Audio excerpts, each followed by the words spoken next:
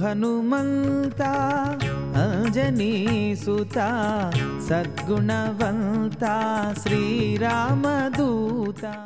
శ్రీ మహాగణపతే నమః. శ్రీ సరస్వతీ నమః. శ్రీపాదవల్లభ నృసింహ సరస్వతి శ్రీ గురు దత్తాత్రేయాయ నమః. హనుమంతుడు శ్రీరాముడు పరివార సమేతంగా నంది గ్రామానికి రాబోతున్నారని హనుమంతుడు చెప్తూనే భరత శత్రుఘ్నులు చెప్పేస్తూ ఉండగానే ఈ వార్త విన్న భరతుడు ఆనందపరచుడే స్పృహ తప్పి కింద పడిపోయాడు.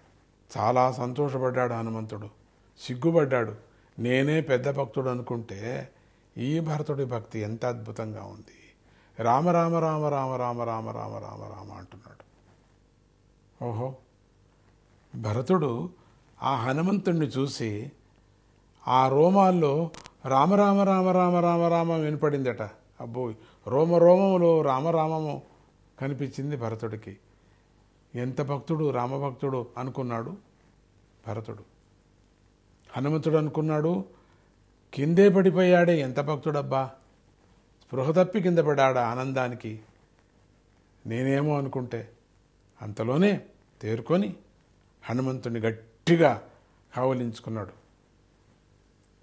కళ్ళ వెంట ఆనంద బాష్పాలు రాలుస్తూ ఇట్లా అంటున్నాడు, ఆనందం తట్టుకోలేనటువంటి ఆనందంతో, బ్రాహ్మణోత్తమా, నువ్వెవరివి, దేవతవా, ఎంత మంచి వార్త చెప్పావయ్యా.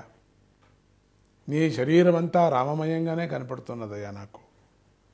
నీ శరీరంలో ఉండేటువంటి ఒక్కొక్క ఎంటుక కూడా రామరామ అంటుందయ్యా. బ్రాహ్మణ, బ్రాహ్మణోత్తముడు వేషంతో వచ్చాడు కదా, అందుకని బ్రాహ్మణోత్తమా. హనుమంతాని పేరేం తెలుసు నీకు? ఇప్పుడు తెలుస్తుంది. నీకు 100 అగ్రహారాలు, మణుగు బంగారము, 16 మంది కన్యలను దానంగా ఇస్తాను, దయచేసి అన్నగారి వివరాలు చెప్పు అన్నాడు.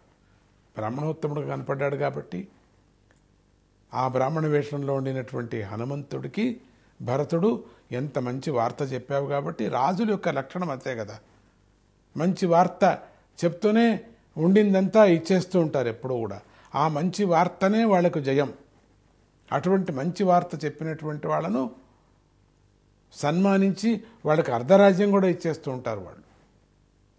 అంత మనం చరిత్రలో విన్నాం. దీంతో హనుమంతుడి మనస్సులోని సందేహాలన్నీ తొలగిపోయాయి. హనుమంతుడు కింద పడుతూనే, స్వామి భరతుడు కింద పడుతూనే తనకు అహంకారం ఉండింది ఏదో లోపల, అది కూడా పోయింది. హనుమంతుడు ప్రశాంతంగా కూర్చొని శ్రీరాముడి చిత్రకూట ప్రవేశం దగ్గర నుంచి ఇప్పటి వరకు జరిగిన కథను శ్రవణ మనోహరంగా గానం చేశాడు. మ్యూజికల్ కథ అంటారు, అప్పుడే ప్రారంభమైంది. స్వామి కదా నాదప్రభు, హనుమంతుడే కదా గానప్రభు, సంగీత ప్రియుడు. ప్రియుడు కాదు, సంగీతమే ఆయన, నాదమే ఆయన. ప్రభు యొక్క చరిత్రను గానంలో చెప్పాడు. ఆ సందర్భంలోనే తాను వాయుపుత్రుడైనటువంటి హనుమంతుణ్ణి అని, శ్రీరాముడు వస్తున్నాడనే వార్తను ముందుగా అందించటం కోసమే నేను ఇట్లా వచ్చానని చెప్పాడు. అప్పుడు ఉండిందంతా చెప్పుతూ తన కథను చెప్పుకున్నా. నేను ఇటువంటి వాడిని, నాకు ఈ సేవను స్వామి నాకు అందించాడు, నా అదృష్టంతో నిన్ను చూసే భాగ్యం కూడా నాకు కలిగింది అని తన కథనంతా, రామకథనంతా కూడా గాథను చెప్పుకొని వచ్చాడు. శ్రీరామ విజయగాథను వింటూనే భరత శత్రుఘ్నులు మంత్రులు ఆనందంతో, ఉత్సాహంతో, స్వాగత సంరంభాలు ఇంక ప్రారంభమైందే. వెల్కమ్ స్పీచ్ కంటాము, ఎట్లా వెల్కమ్కి ఆ స్వామిని స్వాగతానికి, రాముడి యొక్క స్వాగతానికి అన్ని ఏర్పాట్లు అప్పుడప్పుడే మాట్లాడుకున్నారు. అది చేయాలి, ఇది చేయాలి, అది చేయాలి, ఇది చేయాలి, ప్రారంభించేశారు అప్పుడే. అయోధ్య నగరం నుంచి నందిగ్రామం దాకా రాజమార్గాల్ని సరిచేసేందుకు కొన్ని వేల మంది అక్కడ ఉండేటువంటి సేవకులంతా నియమించాడు. అప్పుడు హనుమంతుడికి, నువ్వు అగ్రహారాలు ఇస్తాను కానీ మొత్తం రాజ్యమంతా నీదేలే అనే విధంగా అన్నాడు.